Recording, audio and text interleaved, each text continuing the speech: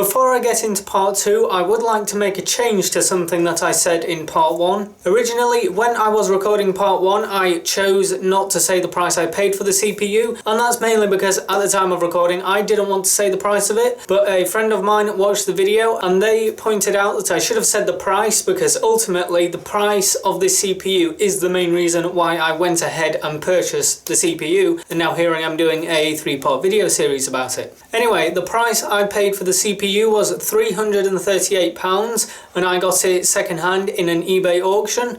And to give you a bit of perspective on how much that CPU retails for new, now it is a 6950X, which is for the X99 platform, both of which are discontinued now. The successors of both the CPU and the platform have been released, but despite the release of the newer generations, you can still find X99 CPUs and X99 motherboards brand new. And if I was going to buy a 6950X brand new, I would be looking at spending around £1,500 or £1,500, which is I don't know off the top of my head, because it was 2 days ago when I did the calculations, and I've since rewritten the script that doesn't include the calculations, so bear with me a minute. So if we take 1,500 as the base figure on what it retails for as of the recording of this video, now depending on where you buy it brand new, you can get it ranging from about 1,300 right up to 1,700. So I just sort of set the baseline in the middle at 1,500. But because I paid £338 for mine, I made a saving of £1,162. But bear in mind, that was second hand, so I do not know the history behind the CPU, so I don't know if it was ridiculously overclocked or anything like that. And also, with it being second hand, I do not get a warranty or any type of RMA service that Intel may provide for a new CPU. But I feel the saving of £1,162, at least in my opinion, is worth the risk of not having like any type of service behind it, and also not knowing the background on the CPU. But like I said in part 1, despite me getting it for a ridiculously cheap price for the CPU it is, after running loads of benchmarks and just vigorous testing on the CPU, I have yet to find a single fault with the CPU, so everything is looking positive and nothing seems to be damaged, or I'm not having any hardware / CPU related issues. So hopefully I did just get like a really good saving on what is the best CPU that I have ever owned, and it is also the best mainstream CPU for my platform. But now I have all of that cleared up, let's get on to part 2 of my 6950X upgrade, which is the installation. So I'm now going to take my computer and move it from there over to the box there, where I'm going to install the new CPU, and I'm also going to get some screwdrivers and tools and thermal paste and stuff that I will need in order to successfully change the CPU. So let's begin.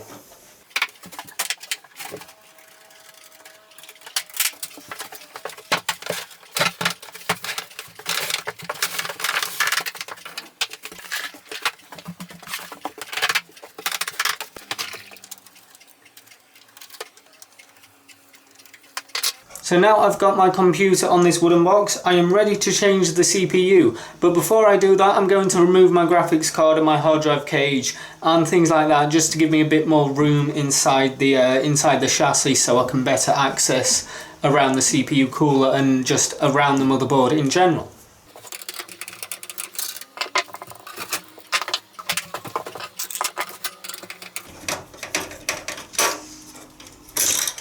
Oh.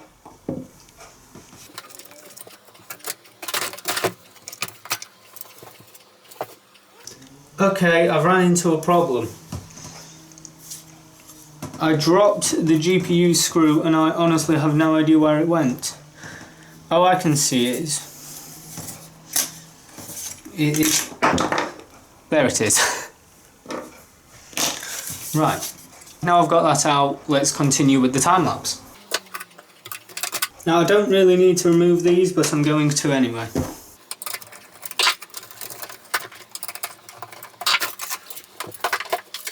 Now I've removed my GPU and my hard drive cage, I've now got a lot more room to work within the case, so that should make this CPU swap a lot easier. So let's go ahead and remove, well, first let's remove the CPU cooler.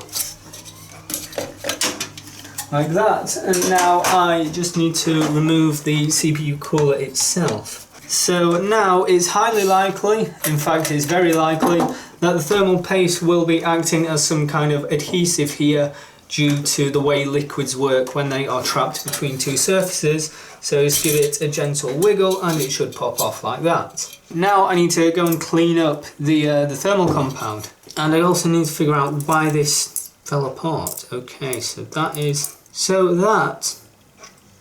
goes in there. But shouldn't there be something on top of there to keep that in place? I'm so confused. What's just happened? Do I need a new cooler? Have I just broken this cooler? I do not remember it ever being like this before. Okay, I need to go and research what exactly has happened here, because I'm pretty certain the 212 Evo's mounting brackets should not come apart like that. So this is what the issue is. These are the two mounting brackets for the Cooler Master Hyper 212 Evo, and they should go together like that, and then through the center there should be this pin, which I do have. So that pin should go through the center there, and as we can see there is a gap, and then there's a thread on the end. Now what covers over that gap where it's not threaded is there's a little spring on there which keeps the brackets pushed down and in place when mounted onto the cooler. And then above the spring, to stop it from springing off, there is just a thumb tightened nut on there. Now while I do have another nut here that does match the thread of the thread on this pin, if I can just get it on. So I do have a nut that matches a thread, but I don't have a spring that's that small. So basically I've lost the thumb tightened nut that goes on the end and the spring that the nut keeps held on. So the first thing I'm going to do is I'm going to near enough completely strip down my computer. And by strip it down, what I mean is I'm just going to take the motherboard out and see if it has possibly fallen behind the motherboard, because I don't know where I lost it, so it could be behind the motherboard, and if I don't check and it is behind the motherboard, when I next go and turn my computer on, it could short circuit something, and then I'd need a new motherboard and possibly a few new other components depending on what the motherboard took out when it got short circuited. Even though I am unable to put the cooler back on top of the CPU, I can still switch out my old CPU, the 5930K, for my new CPU, which is the 6950X. And now I'll remove my old CPU. In fact, I'll open up this CPU and give it a look over and clean before I put it in, even though I've already done that, but I'll just give it another look over. So there's the CPU. I think that's showing up on the camera. And I've got my microfiber towel here, so I can just clean the IHS of the CPU. I'll give it a proper thorough clean with alcohol, or isopropyl alcohol, when I can put my cooler back on, just to rub off any contaminants that may be on the IHS just from having it sitting in the motherboard. Yeah, that's pretty much as clean as it will go at the moment, so now I need to install it. So I'm just going to go ahead and do that now.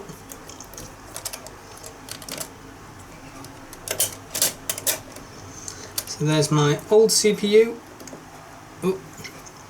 the i7-5950K, and here is the new CPU, the i7-6950X. His faces look clean, so that's good. The IHS is clean, but I'll be giving it a proper clean when I put my cooler back on in probably a few weeks from now. So the arrow is there and the arrow is there on the CPU, or alternatively you can do it by the notches in the socket. So the two notches at the top, two at the bottom that are not equal distances. So the two further apart notches will further from the center notches go to the top, and the two closer notches go to the bottom. But most people just use a little golden triangle and align that with what's on the socket down here.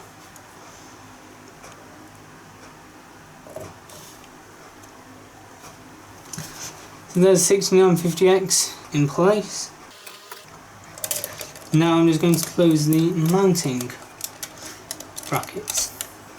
So that one goes down first, and then that one goes down next. So there's a 6950X installed, but I can't turn it on, so I have no idea if it works because my mounting bracket for the cooler is missing components.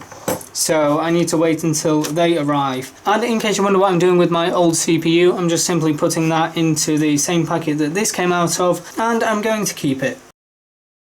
So what I have here is the old Cooler Master bracket, and as you can see I did find a nut, if I could just get that nut off. I did find a nut that fits on the thread, but unfortunately I didn't have a spring that was small enough to actually fit on there, therefore the bracket's just loose and it falls apart and it's just, well, no good really. So I went and got this from Cooler Master themselves. What this is this is the accessories pack for the Hyper 212 Evo. I've just realised I didn't actually show you what it should look like. That is what it should look like. So you see there's just a thumb tightened nut and then there's a little spring that applies pressure between the nut and the spring, therefore allowing the bracket to be a good fit and not all loose and wobbly like it is without the spring.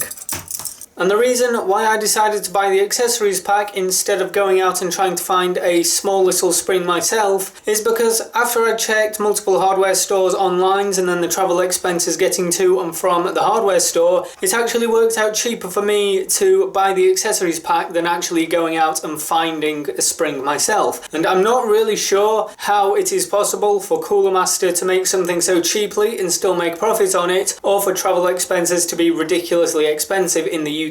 Mainly fuel, because fuel in the UK recently has just been skyrocketing, or at least where I live. But anyway, that is the reason for why I decided to buy the accessories pack instead of trying to find a spring myself. Now I'm going to go and clean the CPU, clean the base of the cooler, and then I can get to installing it. I've also remembered I need to adjust these little screw bits, as you can see there.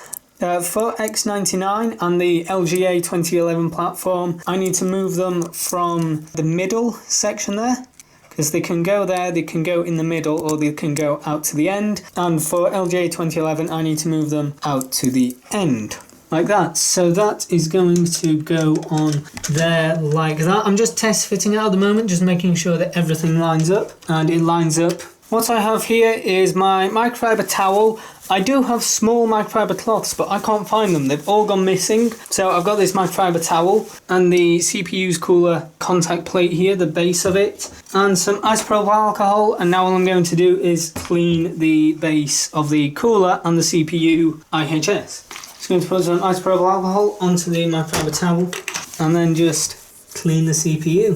There's nothing fancy or special about doing this, it's literally just cleaning. That's nice and clean. I did clean it off camera, but I didn't clean it with isopropyl alcohol. So that looks nice and clean. The CPU looks nice and clean. Now I'm just going to use a bit of dry microfiber towel just to polish up any possible left residue, which there shouldn't be because it is 99.9% isopropyl alcohol, but yeah, it never hurts to just clean up. So here I've got my thermal paste and I'm going to apply the thermal paste.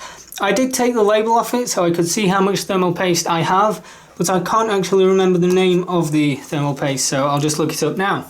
So I've just looked up this thermal paste and it is Cooler Master IC Essentials E1, which has a thermal conductivity rate of upwards of 4.5 watts per meter Kelvin. So it's not Thermal Grizzly Cryonaut, but it's the only CPU compound I have, so I need to use it really.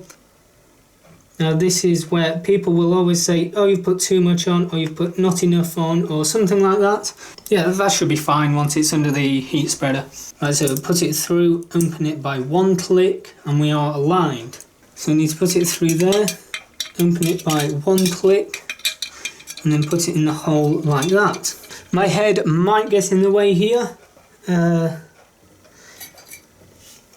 Right, all the screws are aligned.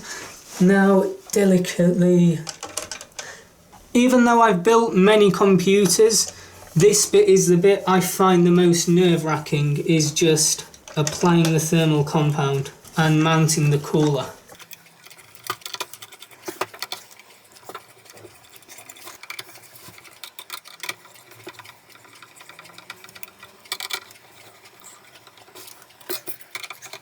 Now I will be turning the computer on and checking the thermals to determine if I need to reapply it or not. There's a cooler back installed, so now I'm just going to fit everything else back into my case. Now in place of this clip, what you should be seeing is a time lapse of me taking my graphics card and my hard drive cage and just reinstalling it all in my case. But I didn't realise until about 10 minutes ago when I was sat down editing the video, and it turns out the camera was never recording me doing that, so there's no clip to put in here. So here I am recording this clip to inform you that the clip was supposed to be here doesn't exist, and therefore there won't be a smooth transition between the previous clip and the next clip. So the next clip you are about to see is when I've got everything back in my computer. I've put my computer on the floor and I've plugged it in, and I basically go ahead and turn it on for the first time with the new CPU installed, and then me going into the BIOS to configure things with the new CPU and making sure that the new CPUs recognise it and things like that. I'm about to turn my computer on for the first time with the 6950X in the system. So what I'm going to do is power it on and then go straight into the BIOS and reset all of the BIOS to its default settings, because there's a new CPU, so I don't want my old CPU's settings to be applied to this new CPU. So it may have reset them automatically after the BIOS itself has noticed a different CPU, but just in case, I'm going to turn the computer on and then boot into the BIOS and reset everything to its default settings. So on my motherboard I do that by pressing the delete key. I've only plugged my main monitor in for this. Right, I've got a green light on the monitor. That's good. CPU or memory changed? Yes.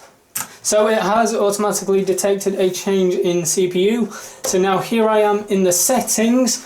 Looking up to the top right of the BIOS, I can see the 6950X has been detected. It's detecting all 32GB of RAM, which is good. And as you can also see, it's detecting the temperature as of currently in the BIOS is 31 degrees, which is good. So now I'm just going to let my computer boot up into Windows and hopefully see everything from there, see if it's all running properly and stuff. So here I have hardware monitor. So now I'm going to minimize out of that.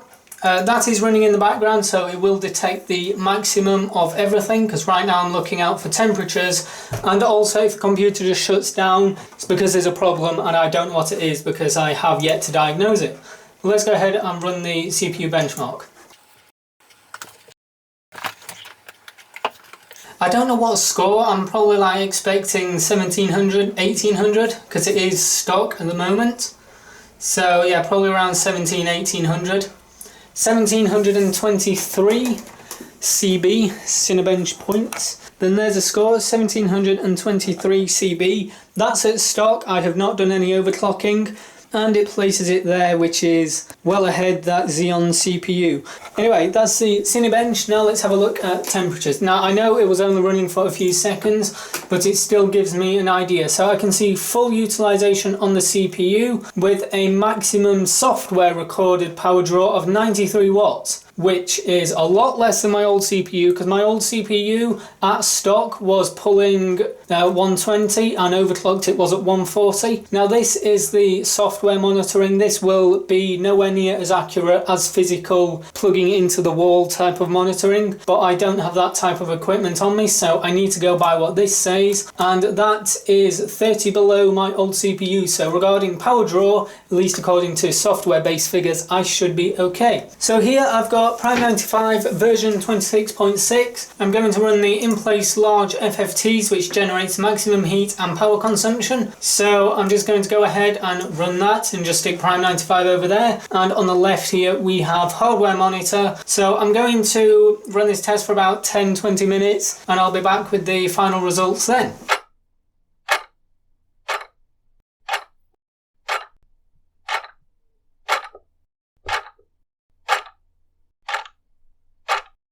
So as you have just seen in the time lapse, I've been running Prime 95 for probably about half an hour. I know I said about like 10 to 20 minutes. Ideally I would have stopped at about 20 minutes, but I forgot I was thermal testing my CPU, so I ended up just leaving it and forgetting I'd started the test. But after however long it has been running Prime 95, if we go and have a look at the temperatures here, the package temperature reached a maximum of 61 degrees Celsius. The highest core temperature looks like 57 degrees Celsius on cores 1, 2 and 3, and the minimum core temperature is 51 degrees Celsius on core 5. The main reason why I decided to do CPU thermal testing in part 2, which has been the installation, is because I needed to put thermal paste on the CPU, and I was doing thermal testings just to judge whether the application of thermal paste that I applied was an acceptable application, or whether I would need to replace it if I discovered that my temperatures were unreasonably high. And as I can see here, the package temperature is 61 and all of the other cores are in the low to high 50s, so I can say that I am really happy with this application of thermal compound. Therefore I see no reason to reapply the thermal compound because the temperatures are well below the TDP of the CPU. That is all for part 2 of my 6950X upgrade.